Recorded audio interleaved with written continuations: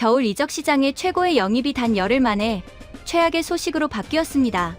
8주, 손흥민이 새 동료를 기다려야 하는 시간입니다. LAFC의 새 윙어 제이콥 샤펠버그. LAFC 유니폼을 입자마자 수술대에 올라야 했습니다. 그리고 그가 없는 사이 팀은 메시와 맞붙습니다.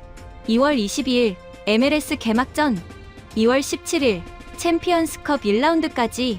오늘 손흥민은 신체 검사를 시작으로 LAFC의 공식 훈련에 돌입하게 됩니다. 하지만 계획했던 삼각편대 중 한 축은 빠질 수밖에 없는데요. 대체 LAFC에서는 무슨 일이 벌어지고 있는 걸까요? 이야기 시작에 앞서 구독과 좋아요 부탁드립니다. 여러분의 작은 응원 하나가 저에게는 큰 힘이 됩니다. 안녕하세요. 축구 외신을 종합해 전달해 드립니다. 오늘 준비한 소식은 LAFC 제이콥 샤펠버그의 수술 소식과 그가 가져올 변화에 관한 이야기입니다. 로스앤젤레스의 겨울이 끝나가고 있었어요. LAFC는 12월 30일 공식 발표를 냈습니다. 내슈빌 SC로부터 캐나다 국가대표 윙어 제이콥 샤펠버그를 영입했다는 소식이었죠. 26세의 젊은 공격수였습니다. 손흥민과 부안가의 새로운 파트너가 결정된 순간이었어요. 팬들은 환호했습니다. 손흥민을 도와줄 새로운 조력자가 왔다는 기대감이 컸죠. 샤펠버그는 MLS 내에서도 손꼽히는 스피드를 가진 선수였습니다. 왼발잡이 윙어로 측면 돌파가 강점이었어요. 내슈빌에서 107경기를 뛰며 14골, 17도움을 기록한 검증된 자원이었습니다. 존 토링턴 단장은 그를 높이 평가했어요. 다재다능하고 공격적인 선수라고 소개했습니다. 네, 팀의 엄청난 스피드와 투지를 불어넣을 것이라고 말했죠. 무엇보다 겸손하고 프로다운 자세로 팀을 우선시하는 인성을 강조했습니다. 그런데 열흘도 지나지 않아 충격적인 소식이 전해졌어요. 1월 9일 LAFC는 공식 홈페이지를 통해 발표했습니다. 샤펠버그가 퇴행성 질환 치료를 위해 1월 16일 수술을 받는다는 내용이었죠. 입단하자마자 수술대에 오르게 된 것이었습니다. 그러니까 퇴행성 질환이라는 단어가 팬들을 불안하게 만들었어요. 단순한 부상이 아니었습니다. 오랜 시간 누적된 문제였죠. LAFC는 이 문제를 완전히 해결하고 새 시즌에 대비할 수 있도록 최적의 몸 상태를 만들기 위한 결정이라고 설명했습니다. 기대와 걱정이 교차했어요. 겨울 이적 시장에서 공들여 영입한 선수였습니다. 손흥민과 부안가의 부담을 덜어줄 핵심 카드였죠. 그런 선수가 시즌 시작도 하기 전에 수술을 받게 됐습니다. 회복 기간은 최소 8주가 소요될 전망이었어요. 수술 후 재활을 거쳐야 했습니다. 상황에 따라 더 빠르게 복귀할 수도 있고 늦춰질 수도 있었죠. LAFC는 적절한 시기에 추가 소식을 전하겠다고 밝혔습니다. 8주면 약 2달이었어요. 1월 중순에 수술한다면 3월 초중순쯤 복귀할 수 있었습니다. 샤펠버그는 시즌 초반 최소 3-4경기는 뛰지 못하게 됐습니다. 한국 팬들 사이에서는 아쉬움이 컸어요. 손흥민을 도와주러 왔는데 바로 수술이라는 소식이 믿기지 않았습니다. SNS에는 걱정 섞인 댓글이 달렸죠. 괜찮을까, 빨리 회복하길 바란다는 응원도 쏟아졌습니다. 그러나 미국 현지 반응은 달랐어요. 전문가들은 오히려 현명한 결정이라고 평가했습니다. 시즌 중에 문제가 터지는 것보다 낫다는 분석이었죠. 지금 완전히 치료하면 남은 시즌을 온전히 소화할 수 있다는 것이었습니다. LAFC 프론트도 같은 생각이었어요. 당장의 공백보다 장기적인 관점을 택했습니다. 샤펠버그를 2026 시즌 내내 활용하려면 지금 완벽하게 치료해야 했죠. 당이 결정을 감수하고 장기 전략을 선택한 것이었습니다. 변수가 생긴 것은 사실이었어요. 오히려 그의 복귀가 시즌 중반 반전 카드가 될 수도 있었어요. 8주라는 시간이 의미하는 바는 명확했습니다. 1월 16일 수술을 받으면 3월 중순쯤 복귀할 수 있었어요. LAFC의 시즌 일정을 들여다보면 이 타이밍이 결코 나쁘지 않았습니다. 2026 시즌 LAFC는 3개의 전선에서 싸워야 했어요. 콘차카프 챔피언스컵, MLS 정규리그 그리고 리그스컵이었습니다. 북중미 최고 클럽을 가리는 챔피언스컵은 2월 17일에 시작됐죠. MLS 개막전은 2월 22일이었습니다. 시즌 초반 3-4경기를 소화하지 못하는 것은 분명 아쉬웠어요. 그러나 LAFC 프론트의 계산은 달랐습니다. 34경기 정규리그 플레이오프 챔피언스컵까지 고려하면 총 50경기 이상을 치러야 했죠. 그중 4경기 공백은 감수할 만했습니다. 마크도스 산토스 신임 감독도 이 결정을 지지했어요. 그는 취임 인터뷰에서 선수단 컨디션 관리를 강조했습니다. 긴 시즌을 위해선 선수들의 체력과 건강이 최우선이라고 말했죠. 샤펠버그의 수술 결정은 바로 이 철학과 맞닿아 있었습니다. 전문가들은 퇴행성 질환의 특성을 지적하곤 합니다. 방치하면 시즌 중 언제든 문제가 터질 수 있다는 것이었습니다. 경기 중 갑작스러운 통증으로 교체될 수도 있었죠. 중요한 플레이오프 시기에 재발하면 팀 전체가 흔들릴 수 있었습니다. 그래서 지금이 최적의 시기였어요. 시즌 시작 전에 완벽하게 치료하는 것이었습니다. 8주 후 복귀하면 3월 중순부터 6월까지 약 3개월을 온전히 뛸 수 있었죠. 그 기간 동안 팀 전술에 적응하고 손흥민 부안가와 호흡을 맞출 수 있었습니다. LAFC의 장기 플랜은 더 멀리 내다보고 있었어요. 2026 시즌만이 아니었습니다. 샤펠버그는 26세의 젊은 선수죠. 앞으로 3, 4년은 전성기를 유지할 수 있는 나이였습니다. 계약 조건도 이를 뒷받침했어요. 이적료는 2026년과 2027년에 각각 50만 달러씩 분할 지급하는 구조였습니다. 재판매 조항도 포함됐죠. 샤펠버그가 나중에 다른 팀으로 이적하면 내슈빌도 수익 일부를 가져가는 조건이었습니다. 이는 LAFC가 그를 단기 용병이 아닌 중장기 자산으로 본다는 의미였어요. 1년 쓰고 버릴 선수라면 이런 조건을 달지 않았을 것입니다. 최소 2, 3년은 팀의 핵심으로 키울 계획이었죠. 손흥민의 나이도 고려 대상이었습니다. 그는 이제 34이었어요. MLS에서 몇 년 더 뛸 수 있지만 영원할 수는 없었습니다. 샤펠버그는 손흥민 이후를 준비하는 카드이기도 했죠. 지금은 조력자로 시작하지만 언젠가 주역이 될 수 있는 선수이기도 합니다. 의료진도 철저한 계획에 이루어졌더군요. 수술 후 재활 프로그램이 단계별로 짜여졌습니다. 일반적으로 초기엔 안정과 회복에 집중하고 점차 훈련 강도를 높여가는 방식이었죠. LAFC는 샤펠버그에게 최고의 의료 지원을 약속했어요. 재활 전담 트레이너를 배정하고 회복 과정을 철저히 관리하겠다고 밝혔습니다. 구단은 그의 회복에 아낌없이 투자하고 있었습니다. 팬들에게도 투명하게 소통했어요. 구단은 적절한 시기에 추가 소식을 전하겠다고 밝혔습니다. 재활 진행 상황을 정기적으로 업데이트하겠다는 약속이었죠. 이는 팬들의 불안을 덜어주는 조치였습니다. 결국 이번 결정은 단기 손실을 감수한 장기 투자였어요. 세네 경기 공백 대신 40경기 이상을 건강하게 뛸 수 있는 선수를 확보하는 것이었습니다. 당장의 아쉬움보다 시즌 전체를 내다본 전략이었죠. LAFC는 조급하지 않았습니다. 그들이 기다리는 선수의 가치를 잘 알고 있었어요. 샤펠버그가 LAFC에 가져올 무기는 명확했습니다. 바로 스피드였죠. 샤펠버그는 MLS 내에서도 손꼽히는 준족이었어요. 측면에서 폭발적인 스피드를 앞세워 과감한 돌파를 즐기는 스타일이었습니다. 상대 수비수가 따라잡기 힘든 가속력을 가진 선수였죠. 내슈빌 시절 그의 플레이를 보면 특징이 드러났습니다. 볼을 잡으면 주저하지 않고 치고 나갔어요.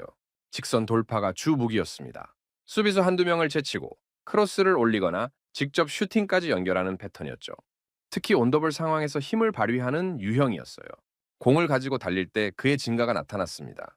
빠른 스피드와 기술을 갖췄기에 1대1 돌파 성공률이 높았죠. 측면에서 상대 풀백을 괴롭히는데 특화된 선수였습니다. 현지에서는 그를 독특한 별명으로 불렀어요. 바로 해양의 메시였습니다. 대서양 연안 출신이라는 점과 역동적인 플레이 스타일 때문에 붙여진 이름이었죠.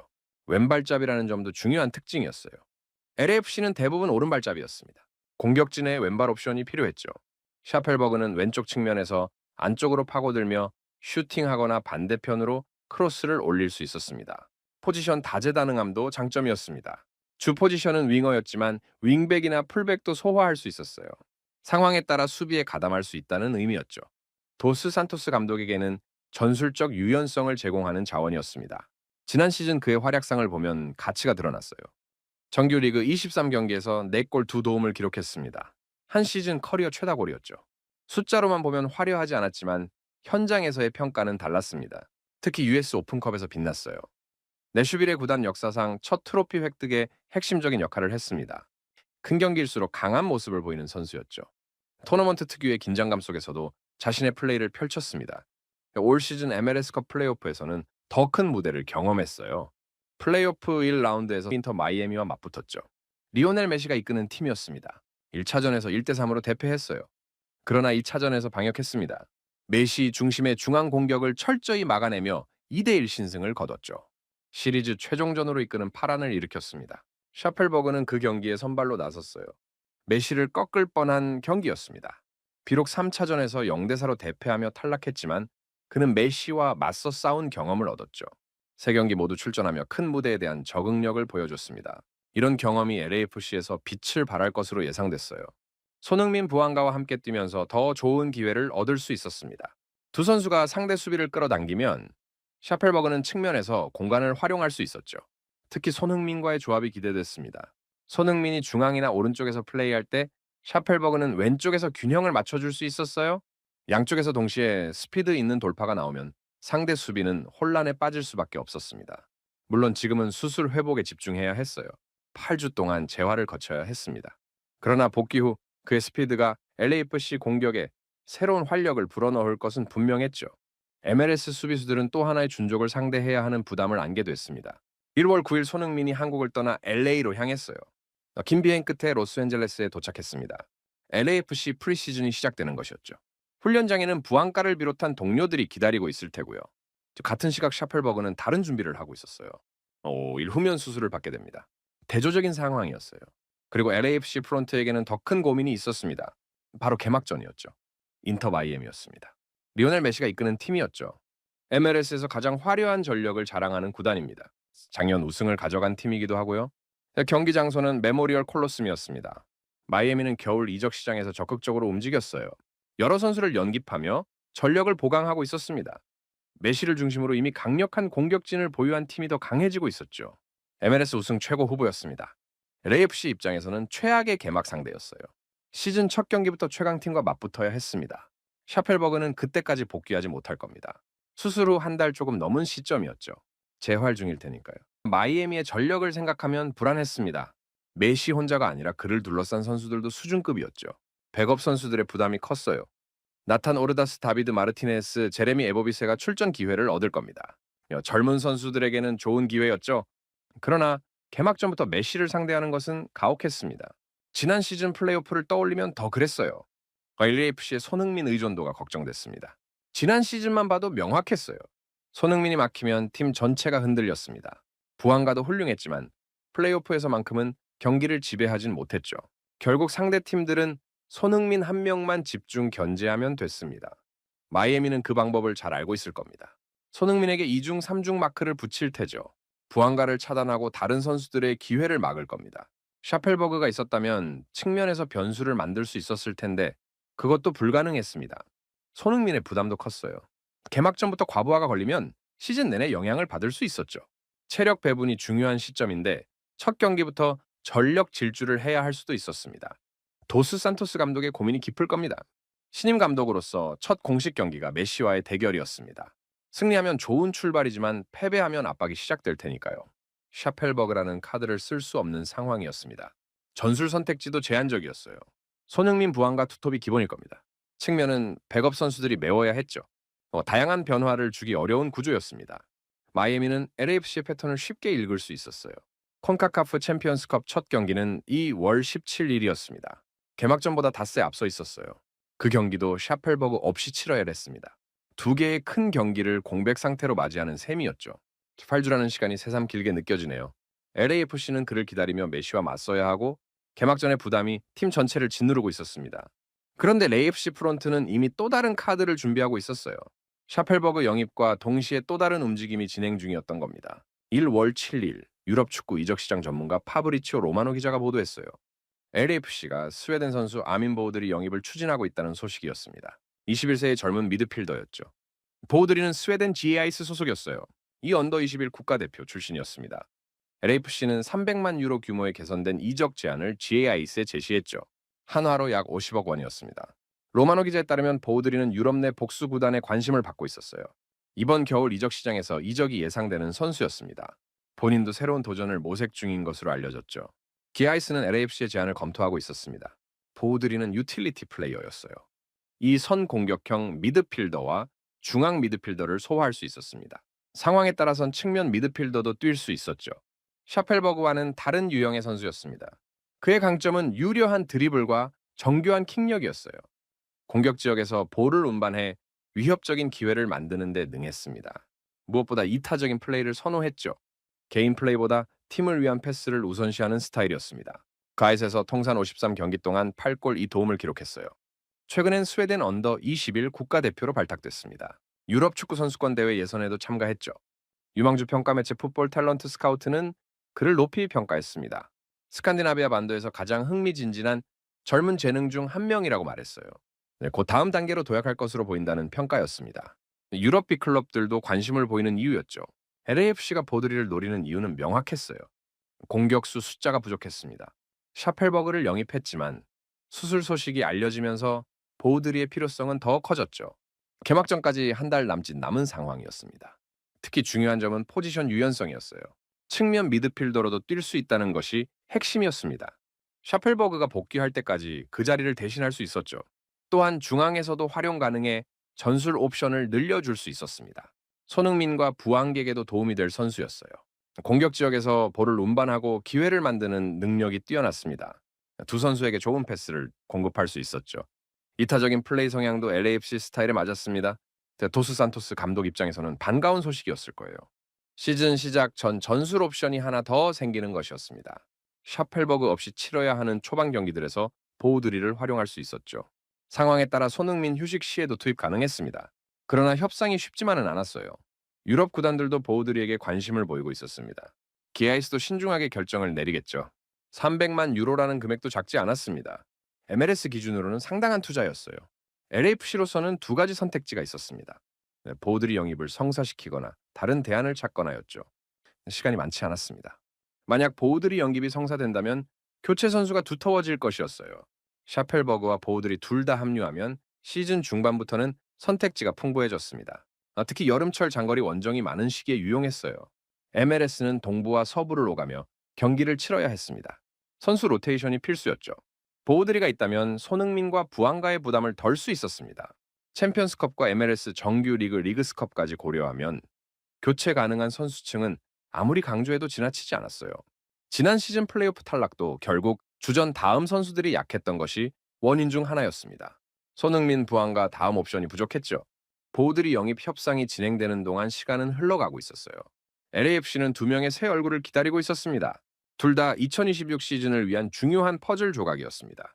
샤펠버그와 보우드리 모두 LAFC의 미래를 위한 투자였습니다. 그리고 이 샤펠버그 선수에게는 LAFC보다 더 큰 무대가 기다리고 있었어요. 바로 2026 월드컵이었습니다. 샤펠버그는 캐나다 국가대표였어요. 2020년 1월에 데뷔했습니다. 지금까지 31경기에 출전해 6골 1도움을 기록했죠. 선발로는 12경기를 뛰었습니다. 캐나다를 대표하는 윙거 중 한 명이었어요. 캐나다 축구 역사에서 특별한 순간을 함께했습니다. 2022년 36년 만에 월드컵 본선 진출을 이뤄냈어요. 샤펠버그도 그 여정에 기여했습니다. 국가 영웅이 됐죠. 캐나다 국민들에게 잊지 못할 기억을 선물했습니다. 2025년 골드컵에서는 8강까지 올라갔어요. 북중미 최고의 팀들과 맞붙었습니다.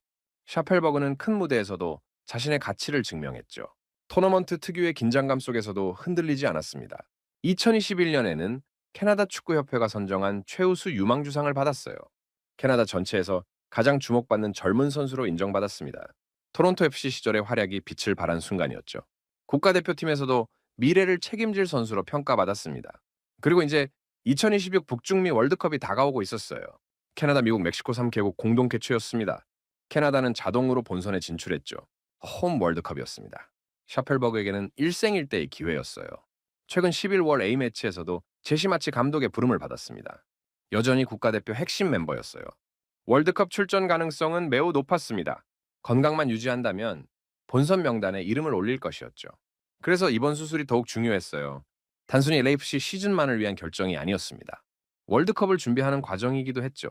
지금 완벽하게 치료하지 않으면 여름 월드컵에 차질이 생길 수 있었습니다. 샤펠버그 본인도 이를 잘 알고 있었을 거예요. 26세였습니다. 축구 선수로서 전성기였죠. 지금이 최고의 컨디션으로 월드컵을 뛸 수 있는 마지막 기회일 수 있었습니다. 캐나다 입장에서도 샤펠버그는 중요한 선수였어요. 알폰소 데이비스가 최고의 스타였지만 혼자서 모든 걸 할 수는 없었습니다. 샤펠버그 같은 측면 공격수가 필요했죠. 스피드로 상대 수비를 흔들 수 있는 선수가 있어야 했습니다. 특히 북중미 월드컵은 캐나다에게 특별한 의미가 있었어요. 자국에서 열리는 대회였습니다. 국민들의 기대가 컸죠. 36년 만에 본선에 진출했던 카타르 월드컵의 감동을 넘어서야 했습니다. 홈 관중 앞에서 더 나은 성적을 내야 했어요. LAFC도 이를 고려했을 겁니다. 샤펠버그를 영입할 때 월드컵 일정을 계산했을 것이었어요. 여름에 월드컵이 열리면 그는 국가대표 소집에 응해야 했습니다. 팀을 떠나야 하는 기간이 생기는 것이었죠. 그러나 LAFC는 이를 문제로 보지 않았어요. 오히려 기회로 봤습니다. 월드컵은 전 세계가 지켜보는 무대였죠. 샤펠버그가 그곳에서 좋은 모습을 보이면 가치가 올라갔습니다. 재판매 조항을 넣은 이유기도 했어요. LAFC 팟캐스트에서 전문가들도 언급했습니다. 샤펠버그가 월드컵 무대에 서게 될 것이라고 했죠. 전 세계가 지켜보는 대회에서 인상적인 활약을 펼치면 유럽 빅클럽에 관심을 받을 수 있었습니다. LAFC는 그를 높은 가격에 팔 수 있었어요. 내슈빌도 이득이었습니다. 재판매 수익 일부를 받는 조건이었죠. 샤펠버그가 월드컵에서 빛나면 내슈빌도 돈을 벌 수 있었습니다. 모두에게 윈윈이었어요. 선수 본인 LAFC 내슈빌 모두 샤펠버그의 성공을 바라고 있었습니다. 네, 그래서 지금의 수술과 재활은 단순히 LAFC 시즌 복귀만을 위한 것이 아니었어요. 3월에 복귀해 5월까지 경기 감각을 끌어올려야 했습니다. 6월 월드컵 개막 전까지 최상의 컨디션을 만들어야 했죠. LAFC에서의 경기가 월드컵 준비 과정이기도 했습니다. 캐나다 국가대표 유니폼을 입은 샤펠버그를 상상해 보면 흥미로웠어요. 빠른 스피드로 측면을 장악하는 모습이었습니다. 크로스를 올려 동료에게 기회를 만들어주는 장면이었죠. 그리고 그 모습을 전 세계가 지켜볼 것이었습니다. 지금의 팔주는 그 꿈을 위한 투자였습니다. 그 월드컵을 위한 투자이기도 했지만 LAFC를 위한 투자이기도 했습니다. 샤펠버그가 복귀하면 LAFC는 완전히 다른 팀이 될 수 있었어요. 전술적 선택지가 훨씬 풍부해지는 것이었습니다. 손흥민과 무안가는 이미 검증된 듀오였어요. 지난 시즌 함께 뛰며 놀라운 호흡을 보여줬습니다. 강력한 조합이었지만 패턴이 정해져 있었어요. LAFC 공격진에 새로운 색깔을 더하는 존재였어요. 팟캐스트에서 전문가들이 분석했습니다. 샤펠버그는 손흥민, 부안가와 함께 뛰면서 큰 혜택을 받을 것이라고 했어요. 두 스타 플레이어가 상대 수비의 모든 관심을 끌어당기기 때문이었습니다. 샤펠버그는 상대적으로 자유로운 공간에서 플레이할 수 있었죠. 마리오 레사 해설위원은 샤펠버그를 몇 년간 지켜봤다고 말했어요.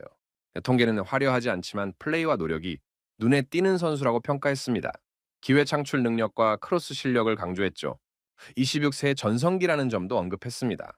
데이브 데놈 해설위원도 동의했어요. 샤펠버그가 내슈빌보다 LAFC 스타일에 더 맞는다고 봤습니다. 특히 카운터 어택 상황에서 빛을 발할 것이라고 했죠. 70분, 80분에 투입되면 상대 수비를 파괴할 수 있다고 평가했습니다. 중요한 지적도 있었어요. 샤펠버그가 반드시 34경기 선발로 나설 필요는 없다는 것이었습니다. 상황에 따라 교체 투입으로도 충분히 가치를 발휘할 수 있었죠. 오히려 그런 역할이 더 효과적일 수도 있었습니다. 특히 부안가를 쉬게 해줄 수 있다는 점이 중요했어요. 부안가는 경기를 떠나는 것을 싫어하는 선수였습니다. 90분 내내 뛰고 싶어 했죠. 그러나 긴 시즌을 생각하면 휴식이 필요했습니다. 샤펠버그가 있으면 부안가를 안심하고 교체할 수 있었어요. 손흥민도 마찬가지였습니다. 모든 경기를 90분씩 뛸 수는 없었습니다. 샤펠버그가 복귀하면 손흥민의 출전 시간을 조절할 수 있었죠. 중요한 경기를 위해 컨디션을 관리할 수 있었습니다. 전술적 유연성도 생겼어요. 손흥민이 중앙 공격수로 나설 때 샤펠버그는 왼쪽 윙어로 뛸 수 있었습니다. 부안가가 오른쪽에서 균형을 맞춰주면 완벽한 삼각 편대가 됐죠. 세 선수 모두 스피드가 뛰어나 카운터의 어택이 무서웠습니다.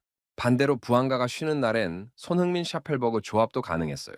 손흥민이 오른쪽이나 중앙에서 샤펠버그가 왼쪽에서 뛰는 것이었습니다. 양쪽에서 동시에 측면 돌파가 나오면 상대 수비는 혼란에 빠질 수밖에 없었죠. 샤펠버그의 포지션 다재다능함도 장점이었습니다. 필요하면 윙백이나 풀백으로도 뛸 수 있었어요. 경기 상황에 따라 수비 가담이 가능했습니다. 특히 챔피언스컵 같은 토너먼트에서 유용했어요. 상대에 따라 전술을 바꿔야 하는 상황이 많았습니다. 공격적으로 나갈 때도 있고 수비적으로 운영해야 할 때도 있었죠. 샤펠버그는 두 가지 상황 모두에서 활용 가능한 선수였습니다. 내슈빌과 LAFC의 스타일 차이도 고려해야 했어요. 내슈빌은 주로 역습 축구를 했습니다. 뒷공간을 노리는 플레이가 많았죠.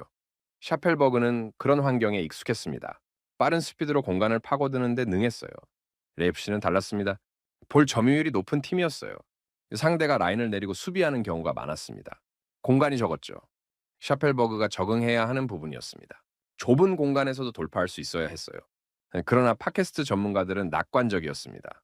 손흥민과 부안가가 상대 수비를 끌어당기면 샤펠버그에게는 오히려 공간이 생긴다고 봤어요. 내슈빌에서보다 더 좋은 기회를 얻을 수 있다는 분석이었습니다. 두 스타의 도움을 받으며 성장할 수 있었죠. 복귀 시점도 전략적이었어요. 3월 중순이면 손흥민과 부안가는 이미 팀 전술에 완전히 녹아들어 있을 것이었습니다. 샤펠버그는 그 흐름에 합류하면 됐죠. 서서히 출전 시간을 늘려가며 적응할 수 있었습니다. 여름쯤이면 완전히 팀의 일원이 될 것이었어요. 3월 복귀 여름 적응, 그리고 완벽한 팀의 일원이 되는 것이었습니다. 그때쯤이면 보우드리도 함께하고 있을지 모릅니다. LAFC의 공격진은 점점 두터워질 수 있었어요. 손흥민, 부안가, 샤펠버그, 그리고 보우드리까지 영입이 성사된다면 이상적이었습니다. 도스 산토스 감독은 다양한 전술 옵션을 가질 수 있었죠. 로테이션도 원활해질 것이었습니다. 그러나 이건 어디까지나 모든 것이 계획대로 흘러갔을 때 이야기였어요. 현실은 다를 수 있습니다. 보우드리 영입은 아직 협상 단계였어요. 유럽 구단들도 관심을 보이고 있었습니다. 게이아이스가 LAFC의 제안을 받아들일지 알 수 없었죠. 협상이 결렬될 가능성도 있었습니다. 300만 유로라는 금액도 부담이었어요. 21세 선수에게 쓰는 돈치곤 적지 않았습니다. MLS 기준으로는 상당한 투자였죠. 과연 그만한 가치가 있을지는 실제로 뛰어봐야 알 수 있었습니다. 샤펠버그 복귀 시기도 불확실했어요. 8주는 최소 기간이었습니다. 3월 중순 복귀가 목표였지만 재활 상황에 따라 늦춰질 수 있었죠. 4월이 될 수도 있었습니다. 자칫 시즌 초반 한 달 이상을 그 없이 버티게 될 수도 있었어요. 설령 3월에 복귀한다 해도 바로 활약을 기대하긴 어려웠습니다. 수술 후 컨디션 회복이 필요했어요. LAFC 전술에 적응하는 시간도 필요했습니다. 손흥민 부안가와 호흡을 맞추는 것도 하루아침에 되지 않았죠. 팟캐스트에서도 언급됐습니다. 내슈빌과 LAFC는 스타일이 다르다고 했어요. 내슈빌은 역습 위주였고 LAFC는 점유율이 높은 팀이었습니다. 샤펠버그가 적응하는 데 시간이 걸릴 수 있었죠. 4, 5월을 적응 기간으로 보내야 할 수도 있었습니다. 그렇다면 본격적인 활약은 여름 이후가 될 것이었어요. 영입의 효과를 보는 시점이 늦춰지는 것이었습니다. 초반 중요한 경기들을 샤펠버그 없이 치러야 했죠. 특히 이 월 22일 메시의 마이애미전이 걱정이었습니다. 개막전은 메모리얼 콜로세움에서 열렸어요. 손흥민과 부안가만으로 메시를 막아야 할지 모릅니다. 마이애미는 겨울 이적 시장에서 대폭 보강했죠. 샤펠버그가 있었다면 전술 옵션이 하나 더 있었을 텐데 그것도 불가능했습니다. 이 월 17일 챔피언스컵 첫 경기도 마찬가지였어요. 샤펠버그 없이 시작해야 했습니다. 시즌 초반 세네 경기를 공백으로 맞이하는 것이었죠. 그 경기들에서 승점을 잃으면 나중에 만회하기 힘들 수 있었습니다. 손흥민의 부담도 걱정이었어요. 샤펠버그가 복귀할 때까지 손흥민이 더 많이 뛰어야 했죠. 개막전부터 과부하가 걸리면 시즌 후반 지칠 수 있었습니다. 정작 중요한 플레이오프 때 컨디션이 떨어질 위험이 있었어요. 백업 선수들의 한계도 명확했습니다. 나탄 오르다스, 다비드 마르티네스, 제레미 에보비세는 젊고 재능이 있었어요. 그러나 경험이 부족했습니다. 개막전부터 메시를 상대하기엔 가혹한 상황이었죠. 실수가 나올 수 있었습니다. 보우드리가 온다 해도 마찬가지였어요. 21세 젊은 선수였습니다. MLS 적응 시간이 필요했죠. 유럽 리그와 MLS는 스타일이 달랐습니다. 바로 주전급 활약을 기대하기 어려웠어요. 결국 시즌 초반은 고전할 가능성이 컸습니다. 샤펠버그도 없고 보우드리도 적응 중이고 손흥민은 과부하 상태였죠. 부안가 혼자 버티기엔 한계가 있었습니다. 챔피언스컵과 MLS 개막전에서 연패할 수도 있었어요. 물론 LAFC는 최선을 다하고 있었습니다. 샤펠버그의 수술 결정도 장기적 관점이었어요. 지금 완벽하게 치료해서 남은 시즌을 온전히 뛰게 하는 것이었습니다. 보우드리 영입 추진도 선수층 보강을 위한 노력이었죠. 당위 공백을 감수하고 장기 전략을 택한 것이었습니다. 3, 4경기 공백 대신 40경기 이상을 건강하게 뛸 수 있는 선수를 확보하는 것이었어요. 당장의 아쉬움보다 시즌 전체를 내다본 결정이었습니다. 그러나 그 사이를 버텨야 했어요. 샤펠버그가 복귀할 때까지, 보우드리가 적응할 때까지 LAFC는 버텨야 했습니다. 손흥민과 부안가가 중심을 잡아야 했죠. 젊은 선수들이 기대 이상의 모습을 보여줘야 했습니다. 이제 손흥민이 LA에 도착했습니다. 로스앤젤레스 훈련장에는 부안가가 기다리고 있겠죠. 두 사람이 다시 만날 것입니다. 새 시즌을 함께 준비하기 시작되고요. 샤펠버그는 곧 수술을 받을 것이었어요. 보우드리는 스웨덴에서 결정을 기다리고 있었습니다. 4명의 선수가 각자 다른 곳에서 같은 꿈을 꾸고 있었죠. 챔피언스컵과 MLS컵 우승이었습니다. 시작은 험난할 수 있을 것입니다. 챔피언스컵 초반도 불안했죠. 그러나 어쨌든 LAFC는 이런 시련을 견뎌낼 준비를 해나갈 것으로 보입니다. 손흥민과 부안가가 중심을 잡을 것이고 3월이 되면 샤펠버그가 복귀할 것이었습니다. 여름쯤엔 완전히 적응해 있을 것이라고 생각됩니다. 보우드리가 합류한다면 선수층은 더 두터워질 것일 테고요. 시즌 후반으로 갈수록 LAFC는 강해질 수 있었어요. 손흥민의 LA 복귀는 새로운 시작의 신호탄이었습니다. LAFC의 도전이 지금 시작됐습니다. 오늘 준비한 이야기 잘 들어봤습니다. LAFC는 어려운 출발을 앞두고 있었습니다. 그러나 그들은 이 위기를 철저히 준비하리라 믿어보겠습니다. 샤펠버그의 수술은 장기적 관점의 결정이었습니다. 보우드리 영입 추진도 선수층 보강을 위한 노력도 있고 말이죠.